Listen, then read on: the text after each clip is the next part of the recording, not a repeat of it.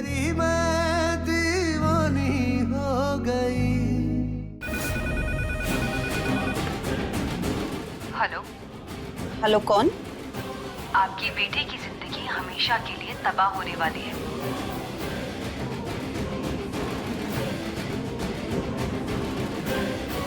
क्या बकवास कर रही हो?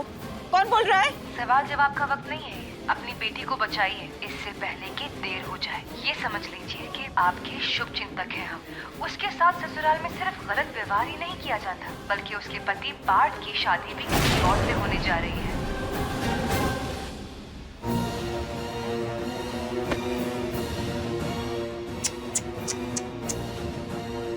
बेचारी मीरा, तुम कितनी भी कोशिश कर लो मीरा, तुम हमसे कभी नहीं जीत पाओगे।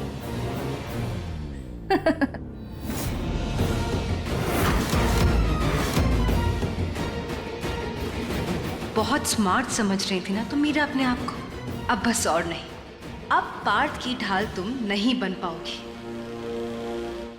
इस लड़के के लिए तुमने अपना परिवार छोड़ा, माँ, बाप, बहन, सब तुम छोड़ के इधर आई, हाँ? और ये नीच, ये घटिया आदमी तुम्हारे होते हुए दूसरी लड़की से शादी कर रहा है।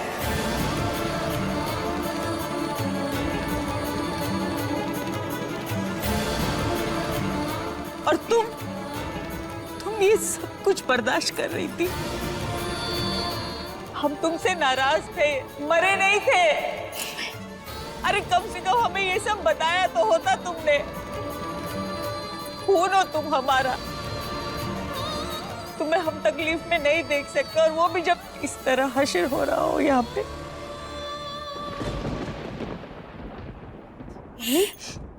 आप गलत समझ रही हैं, ऐसा कुछ भी नहीं है। हमें साफ साफ सब नजर आ रहा है कि यहाँ हो क्या रहा है। और माँ जी, आप वहां बुद्ध बन के क्या बैठी हैं? नहीं, आपके साथ आपका जमीर भी तो नहीं मर गया?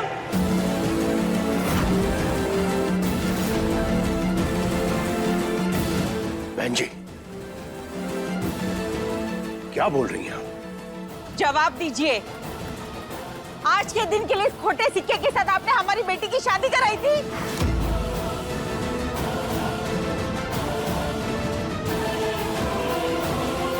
इस्तेमाल किया है आपने हमारी बेटी का। वो एक इंसान है, लेकिन आपने उसको ऐसे मिट्टी की गुड़िया बना के रख दिया है।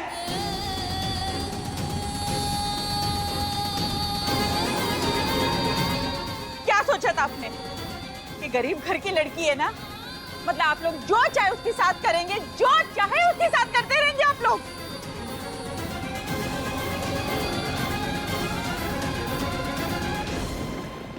बस कीजिए आंटी, बहुत हो गया। जो कहने अपनी लड़की को गई है, अपनी मर्जी से शादी की थी उसने। हमारे परिवार वालों के बारे में एक शब्द और नहीं कहेंगी आप। मम्मी, मम्मी, मम्मी, प्लीज आप दादी को कुछ मत कहिए। आप शांत हो जाइए। इस सब में दादी की कोई गलती नहीं है, वो तो हमेशा हमारा साथ देती है। ये साथ दिया इन्होंने? नौकरानी से भी गई गुजरी हालत कर दी है इन लोगों ने तुम्हारी। क्यों किया आपने ऐसा? हाँ, क्यों इसे अपना खिलौना बनाया आपने? और आज आपको इसकी जरूरत नहीं है तो दूध में से मक्खी की तरह निकाल के आपने इसे फेंक दिया। अरे आप जैसे लोगों को तो नर्क में भी जगह नहीं मिलेगी।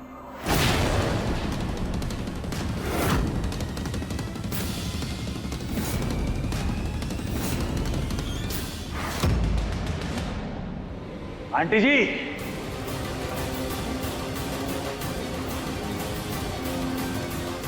आंटी जी प्लीज, और दादी से कुछ मत कहिए। सारी गलती हमारी है, दादी ने कुछ नहीं किया।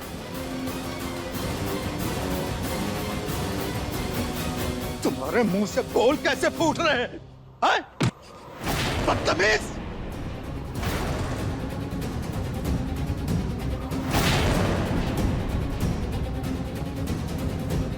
तुम्हें तो चुल्लू भर पानी में डूब मरना चाहिए बेशरम। तुमने हमारी मासूम सी बच्ची की जिंदगी तबाह की है। अंकल जी गुनहगार हैं हम आपके। हम जानते हैं हमसे गलती हुई है। आप हमें जो सजा देंगे ना हमें मंजूर है।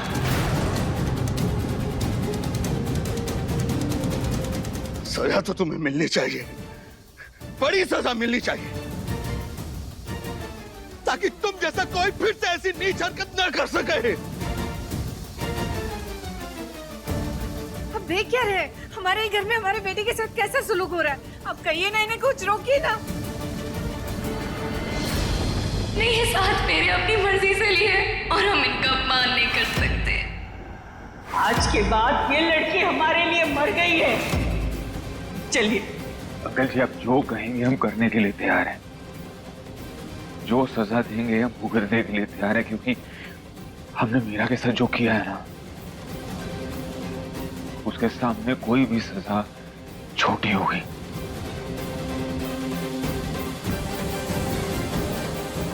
इसलिए आप हमें जो सजा देंगे हमें मंजूर होगी।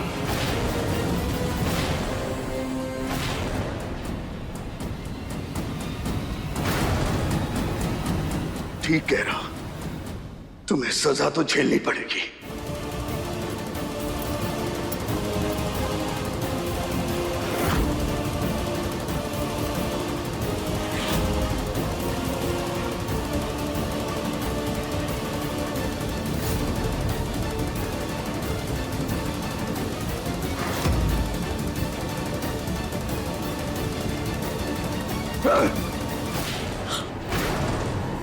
लल्ला,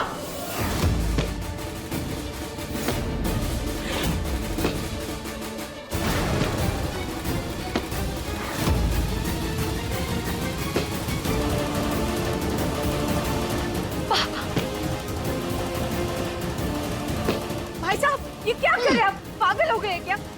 रुक जाइए।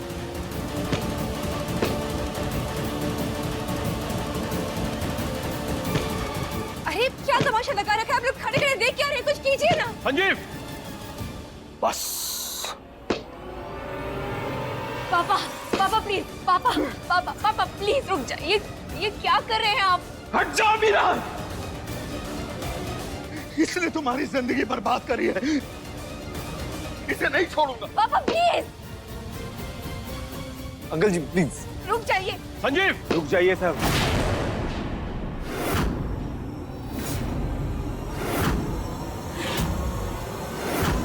कोई बीच में नहीं आएगा। अंकल जी आप हमें मारिए, हम अच्छे इंसान नहीं हैं, हमसे गलती हुई है, हमें सजा मिलनी चाहिए। तुम पर होगी खत्म,